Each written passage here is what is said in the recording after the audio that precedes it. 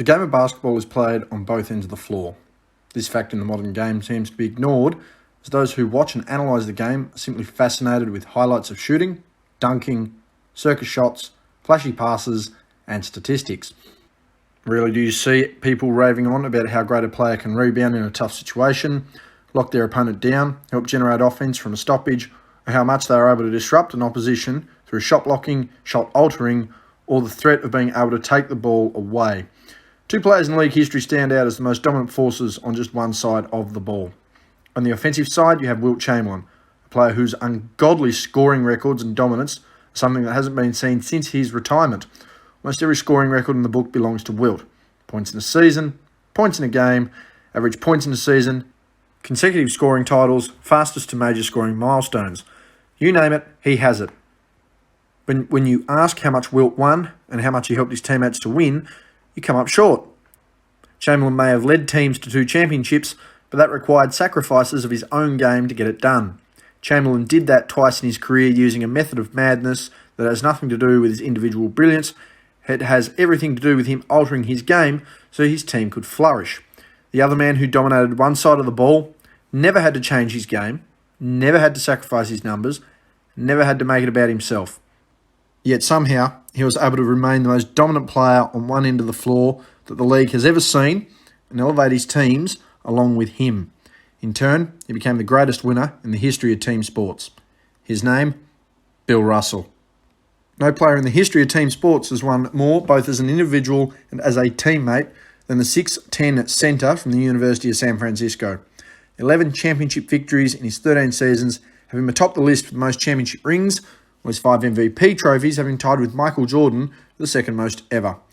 For Russell, the big tragedy is that had the Defensive Player of the Year award been around, then he would no doubt have at least half a dozen of them as well. Russell can be credited to bringing shot blocking into the game as a genuine mode of defensive attack, while his combination of height, vertical leap and passing ability saw him transform the game along with Bob Cousy with the development of the outlet pass for the fast break. While Russell is lauded thanks to his tremendous defensive ability, there was much more to the man's game. Offensively, Russell was generally the third option for his teams. Averaging 15.1 points per game, Russell's scoring peaked at 18.9 points per game. Many criticised Russell for not being able or capable to score the ball. While on the surface this claim seems fair, it must be remembered that Russell in the playoffs that same season of 18.9 points per game averaged 22.4 points per game and backed it up with 20.2 points per game the following season. Hell, arguably the greatest game of Russell's career came in a Game 7 of that year's NBA Finals against the Lakers, when he not only grabbed 40 rebounds, yes, you heard that correctly, he led the way with 30 points. As Russell himself said, most NBA players who make the league are all Americans in either high school or college, and you can't garner such accolades by not being able to help your team on the scoreboard. His offensive arsenal relied on either the low post or fast break. Being a former college track and field star, Russell's high jump prior to the 1956 Melbourne Olympics saw him ranked top 10 in the world and could have seen him there competing for gold in that event rather than on the basketball court.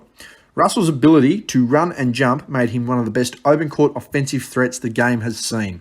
Whether it was finishing a break on a layup or completing a give and go with teammates for a slam, no one was trying to stop the athletic giant once he reached top speed.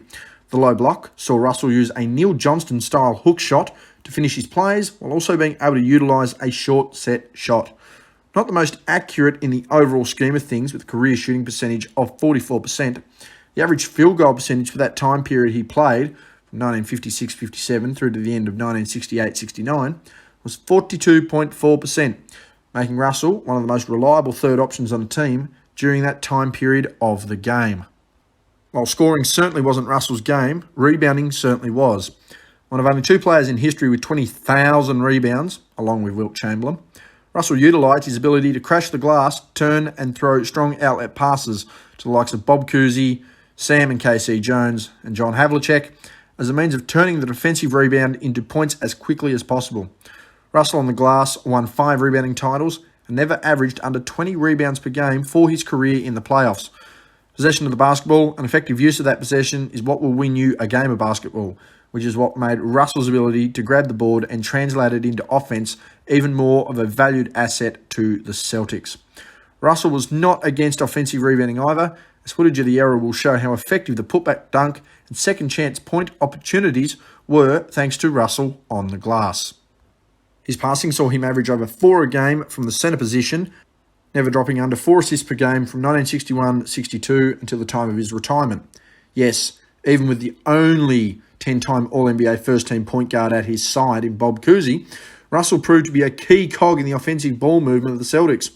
Russell led the Celtics in assists in 1966-67 and was second on the team in the category in all but his rookie season. His career tally of 4,100 assists puts him 6th all-time in Celtics history, with only 2 different point guards and 3 small forwards ahead of him. If being a top 3 scorer, the leading rebounder, and second passer wasn't enough, Russell became the greatest defender the game has ever seen. While basic defensive numbers such as steals and blocks were not officially recorded during Russell's career, available data shows that Russell averaged 8.1 a game over a 135-game sample size, roughly 1,094 blocks. Such was his impact that even with just rebounding numbers to account for, he holds the highest career defensive win shares ever, at a total of 133.6. Only Tim Duncan has ever managed over 100 for a career with 106.3. The difference in the two players is 429 games in favour of Tim Duncan. Russell's ability to block and alter shots is the stuff of legends.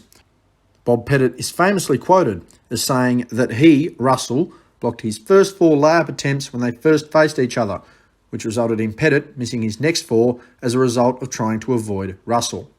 Former league scoring champion Neil Johnston was destroyed by Russell in their first matchup, to the point where Johnston simply gave the game away by season's end. Many will argue that Wilt Chamberlain may have greater block numbers had numbers been recorded for their entire careers, but overall defensive dominance per career can't be matched. Russell was so far dominant on the defensive end that even aged 35 in his final season of 1968-69, Russell was named the inaugural All-Defensive First-Team Centre and became the only player in league history to finish top 5 in MVP voting without averaging double-digit points. Only Ben Wallace in 2003-04 came close, finishing 7th in MVP voting, averaging 9.5 points per game. There is no doubting the dominance on one side of the ball. It just happened to be the most effective strategy to winning championships in the history of the NBA. Russell was drafted 2nd overall in the 1956 NBA draft to the St. Louis Hawks.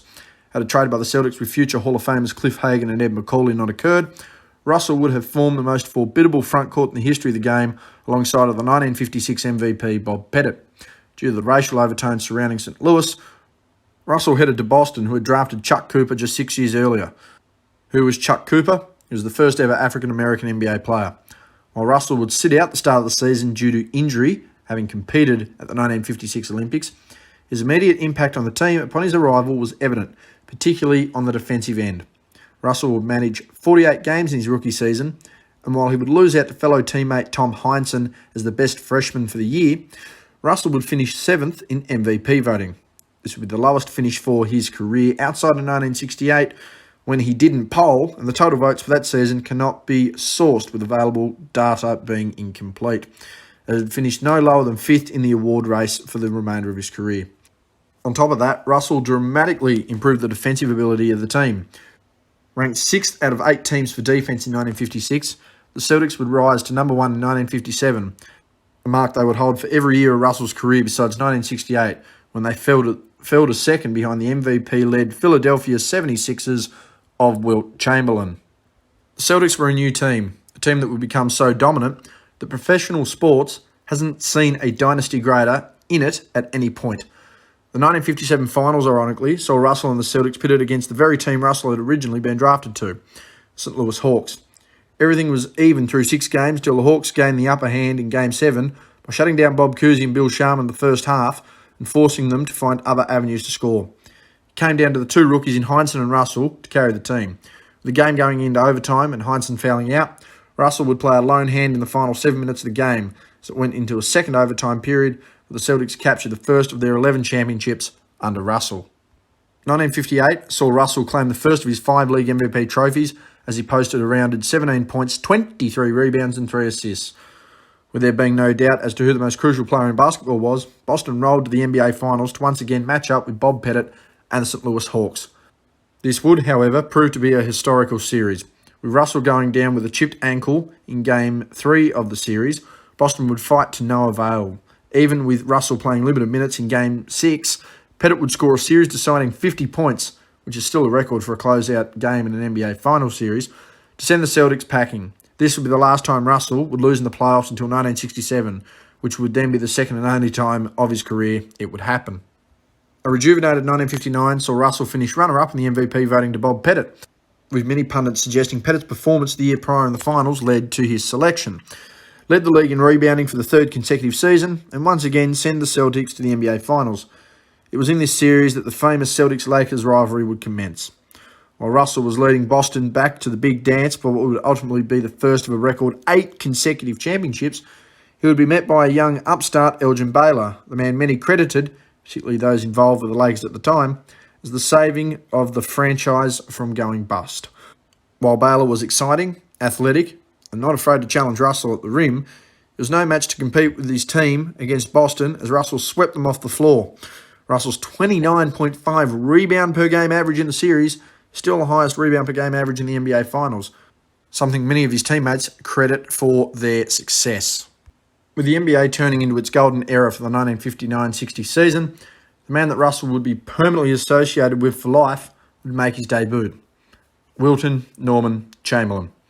Standing 7'1", weighing between 260 and 320 pounds, and somehow a better athlete than Russell, Wilt took the league by storm to run away with the MVP and Rookie of the Year honours, both the scoring and rebounding titles, and put the fear of God into almost everyone in the league.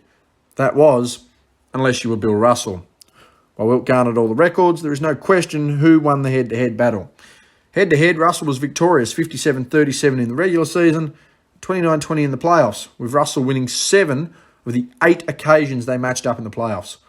1960 being no exception. Russell and the Celtics will go past Chamberlain and his Warriors team in 6 games, before winning another tough matchup against Bob Pettit and the Hawks in 7. To this point, Russell had faced Bob Pettit 3 times in the finals and Elgin Baylor once, for a 3-1 record. 1960-61 would be the beginning of 3 straight MVP honours for Russell, who by now was universally regarded as the best player to have played in the NBA. Many were better offensively, some rebounded at a rate close to his, and there were smaller men whose ball movement was greater, but none encompassed the team game better than Big Bill.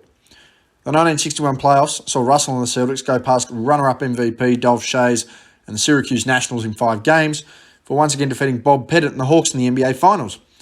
Russell would grab no less than 23 rebounds a game for the entire playoffs, have 5 games of over 30 rebounds, and close out each series averaging 25, 33, and 3 versus the Nats, and 33, 38, and 3 versus the Hawks. Yes, that's right. Closing out each series with 25 points, 33 rebounds, and 3 assists versus Syracuse, and closing out the finals against the Hawks with 30 points, 38 rebounds, and 3 assists. Russell had faced the 2 greatest scorers the league had seen to that point, just a single playoff run, and they held them to 1 win each, while managing major production on both ends.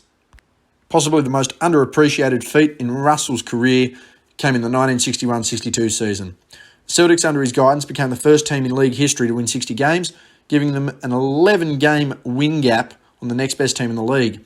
The MVP race of 62 is arguably the most famous in history, of course.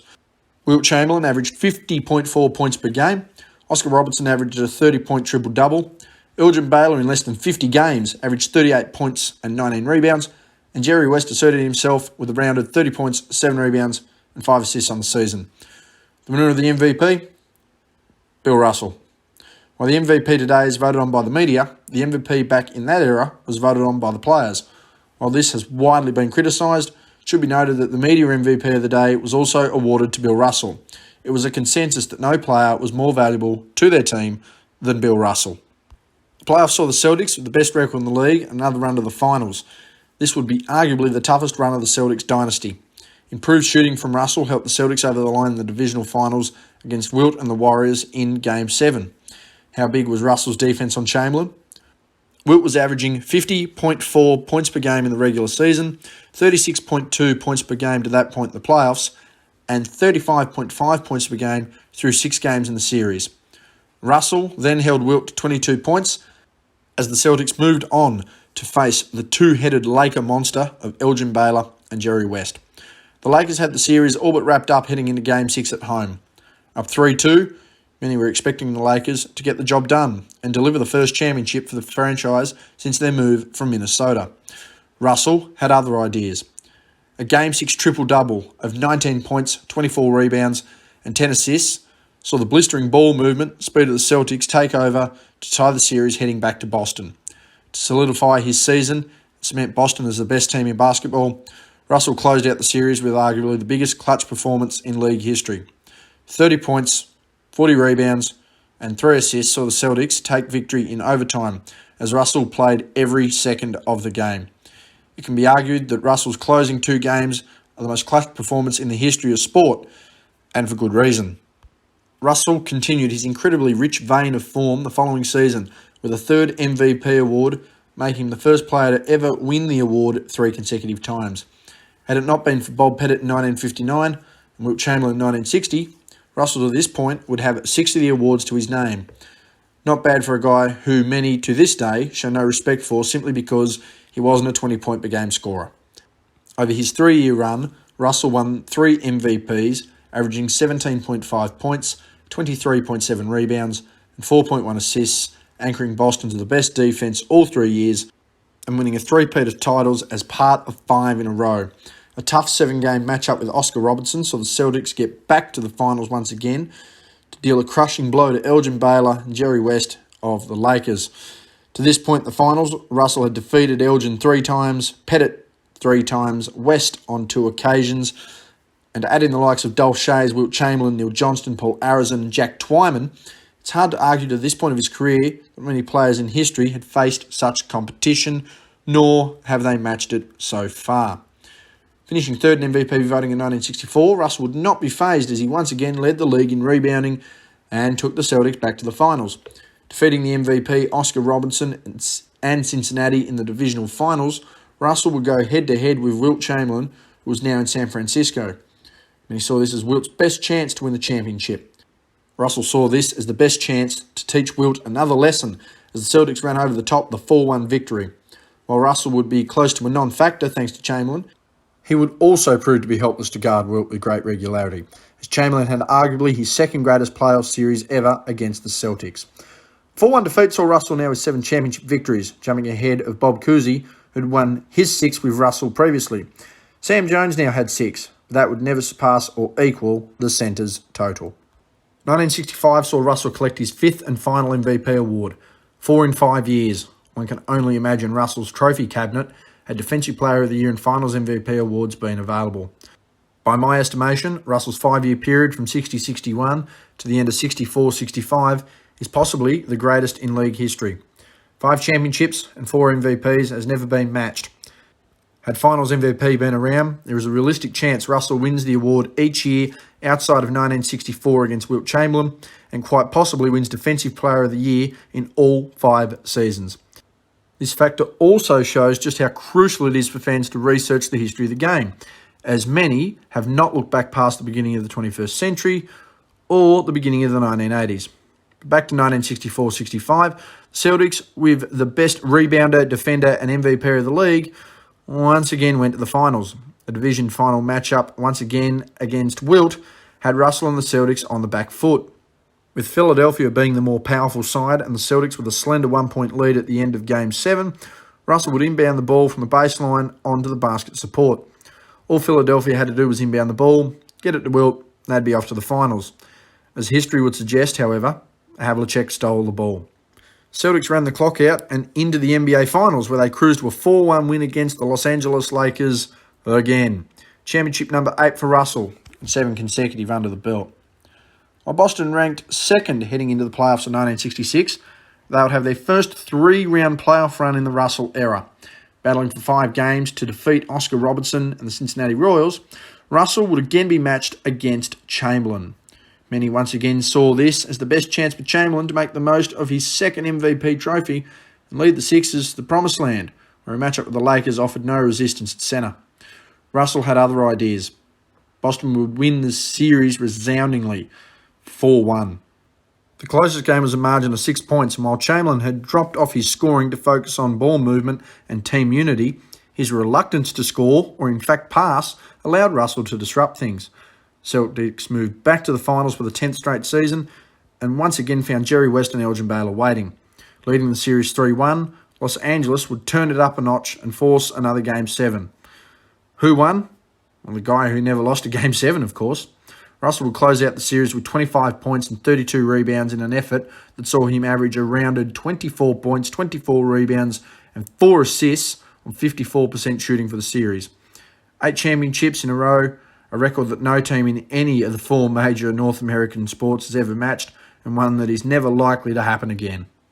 Russell and Boston would again make the playoffs in 1967. However, Wilt Chamberlain would turn into a beast completely different to the one they had faced before. Winning his second straight MVP and turning into a player averaging a rounded 24 points, 24 rebounds, 8 assists on 68%, yes, 68% shooting, Chamberlain would play the style of game Russell had mastered for the better part of a decade. This saw Philadelphia turn into one of the greatest teams ever, going 68-13 and being all but unstoppable. While Boston managed a 3-1 win against New York, they would fall 4-1 in a series that saw them lose 3 of the 4 games by double digits. Such was Chamberlain's level of play that Russell would later point out that had Wilt played like this his entire career, he wouldn't have 11 championship rings. The Celtics dynasty was dead. For now. Red Auerbach retired as the Celtics coach at the end of the 1967 playoffs. Boston was coachless. Who was the best person to understand Russell and the Celtics? Who was going to lead them back to the promised land? That person? Bill Russell himself. Not only was Russell revolutionary on the floor, he was one of the most socially aware athletes of the 20th century. Russell was a part of the March on Washington with Martin Luther King and sat next to Muhammad Ali when he chose not to join the US Army to participate in Vietnam.